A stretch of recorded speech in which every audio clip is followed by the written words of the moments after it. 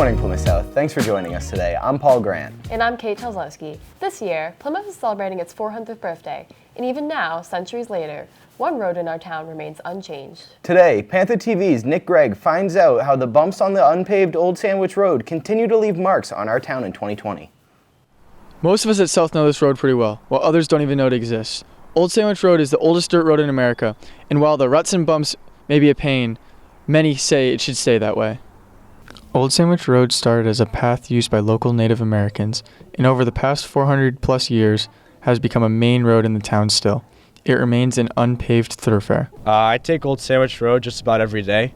Me and my brother take it to school, and really the only time we don't take it is if it's like awful weather, because that road can get messy sometimes. I lived smack in the middle of Old Sandwich Road, so basically 2 miles in from any of the 4 directions you can get in.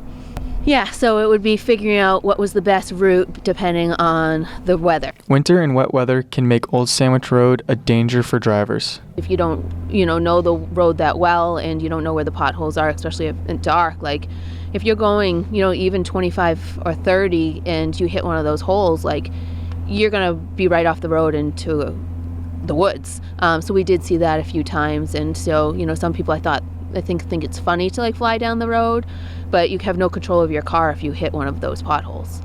One area that many feel is particularly dangerous is the turn where Ship Pond and Old Sandwich meet. It's a dangerous one. That's like the toughest part of that road, because for some reason, like there's always a bunch of gravel and stuff there, so you end up seeing a lot of people like slide or drift, and that's where a lot of accidents can happen. The lack of pavement has been costly for some who've had wear and tear on their cars. So my last car went through a lot living on the road. I would go to the car wash probably once a week. I would pull up to work and people would comment about the filth on my car. So now I go to the car wash like twice a year. So for my car's sake, my car is very happy to not be on Old Sandwich Road anymore. The task of keeping the road in drivable shape isn't easy. Mike Malazzi has been grading dirt roads for the town of Plymouth for 24 years. His job is to make sure the roads are cleared of snow and as smooth as possible for drivers. To do this for all of the main dirt roads takes him about 2.5 weeks to complete. The best thing to do is to keep a crown in the road, which keeps the water off the road so it sheds to the shoulder, so at least you kind of get smooth in the middle. It'll stay smooth in the middle, but...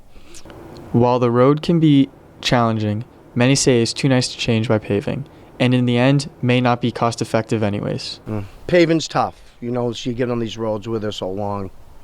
Stuff, they get very costly. So I have a love-hate relationship with the winters on Old Sandwich Road. I think Old Sandwich Road by far is the most beautiful road, especially when it snows. Driving in the snow I thought was always fine. Running in the snow, just to look at it, made me smile and take it all in.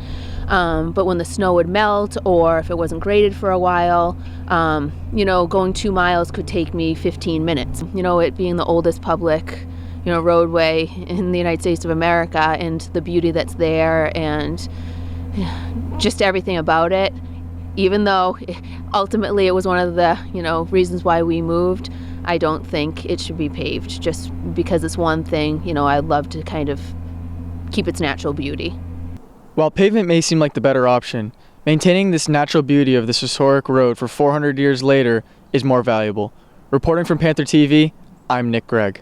Coming up, a Plymouth South student takes matters into her own hands when it comes to saving a local church. And have you ever wondered what it's like to have that sixth sense? We talk to a local psychic after the break.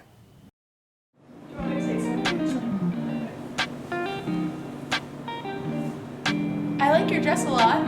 Thank you. Come on, we'll show you where we got them. Welcome to Becca's Closet. We'll help you find a dress you like. Becca's Closet is a nonprofit organization that was started by Rebecca Kurtman to provide dresses for all occasions for students who may need them. To get a dress, simply go to the school store and ask Mrs. Martin about Becca's Closet, and she'll show you all the dresses they have available for free. You can then take a dress that best suits you in order to make your night special. You can either keep or return the dresses for others to use, and there are even shoes and jewelry to use as well. I think she found one. Ooh, I like that one.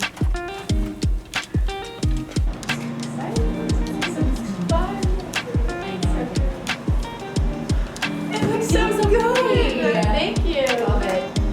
Oh yeah, it's right here. I think they came out really good.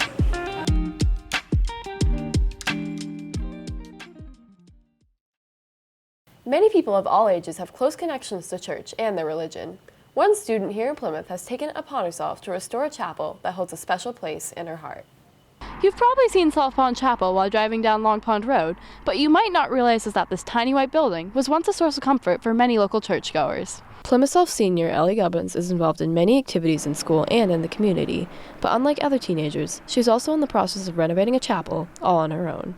South Pond Chapel was built in 1870 by Isaac S. Burgess after he was granted a piece of land from, I believe, his uncle. So I grew up going to the First Baptist Church of Plymouth, and Reverend Peter J. Gomes was ordained at my church, and he used to preach at South Pond Chapel. And so after some of the Burgess family started to pass away, we ended up being granted South Pond Chapel for $1, and just a promise that we would continue to have services there, mostly during the summer when we were able to have services, because there is only an old 1870 stove in the church to heat it. Ellie has always found joy in attending hymn sings at South Pond, so when she heard there was no longer any happening, Ellie didn't hesitate to become involved. My summer going into sophomore year, I remembered that I had been away at camp for a while, and I had asked my mom about the hymn sings, and she had mentioned that there were no hymn sings going on due to winter damage from many storms and stuff. The roof had been replaced, but there were no renovations on the inside, and so hearing that kind of broke my heart a little bit, because Peter Gomes, after passing away, I remember he would always love to preach there on Old Home Day, which is the last hymn sing of the season, and I just didn't want something so special to go away so quickly. So I think it was that night I set up a GoFundMe and a Facebook page for it, and we've been doing renovations ever since. Although her experience so far has been very rewarding, Ellie has found there to be many challenges in the renovation process. Some of the hardest parts have definitely been the windows, because the windows are falling apart a lot, but they are original to 1870, and they're not a stained glass, but they do have a ripple in them, so trying to keep those intact as well as fixing glass panels which have been broken. Another is just finding weekends and time that we are able to go work on the chapel. We do a lot of work in the springtime mostly. Despite these hardships, Ellie is determined to eventually be able to reopen South Pond Chapel and sing hymns like she'd done many times in her childhood. It truly did break my heart to see something so special to so many people just kind of not be used, because when South Pond Chapel was not in use, we were having the hymn sings at the First Baptist Church of Plymouth, and it's just so big there, and I just missed the almost like tight-knit, like small little community type feeling that we have in the hymn sings and in the chapel. So I definitely hope that we're able to continue on with the renovations, and that we'll be able to have South Pond Chapel looking as good as ever. If you'd like to support South Pond Chapel, be sure to talk to Ellie and visit her GoFundMe page. Reporting for Panther TV, I'm Kate Telzowski. Have you ever had your palm read or wondered what it would be like to predict the future? Chloe Adams sits down with a local psychic medium to get an inside scoop on what it's really like to have the gift. Oftentimes, psychic mediums are subjected to stereotypes. With many skeptics out there, it can be a struggle for psychics to share their side of the story. Today, I get an inside take on what it takes to be a clairvoyant. I am Mary Murphy, and I do have the gift. Mary Murphy knew she had something special ever since she was a child. When I was 5 years old, I went to bed, and all of a sudden I had this vivid dream that my goldfish fell out of his bowl. So I got out of bed, and there it was, actually on the floor. This event set the tone for what was to lie ahead in her future. Mary has been a psychic medium for decades. She says she never knows when she'll get a reading on someone. It's just really an instant feeling when I get something. It will come across, and then I will tell the person I'm speaking to. Then I will relate it to the person, the feeling I have. Some days her senses are stronger than others. These internal feelings find their way into following her around, even while she is at work. I do have a gentleman that comes in my office, and he did ask me a question, and he said, "How'd you know that?" So I said, "Oh, I just felt it." He said, "Well, it's true." Mary does not hold back when someone brings on a certain energy for her.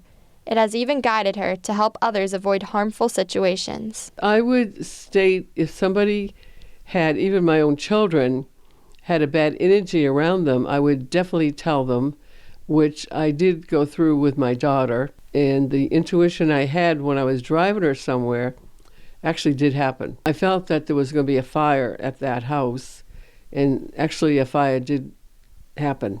Many times it saved my life, to be honest with you. Despite dealing with the stigma around psychics, Mary uses her gift in a positive way and hopes to alleviate others from their struggles. People that think that psychics are not good due to the unknown, and they think it's against their religion. But the psychic is only trying to help them with good energy, not bad energy. I like to use my healing rocks to clear the energy so we go forward and have a good clearance. If I am giving somebody a premonition, I hope whatever the person is dealing with, I heal them and they go and leave being happy. Mary says if you ever happen to stumble across a psychic, don't be afraid to keep an open mind towards them. Reporting for Panther TV, I'm Chloe Adams. Now it's time to get inside the mind. This week, let's see how much you know about Mr. Byrne.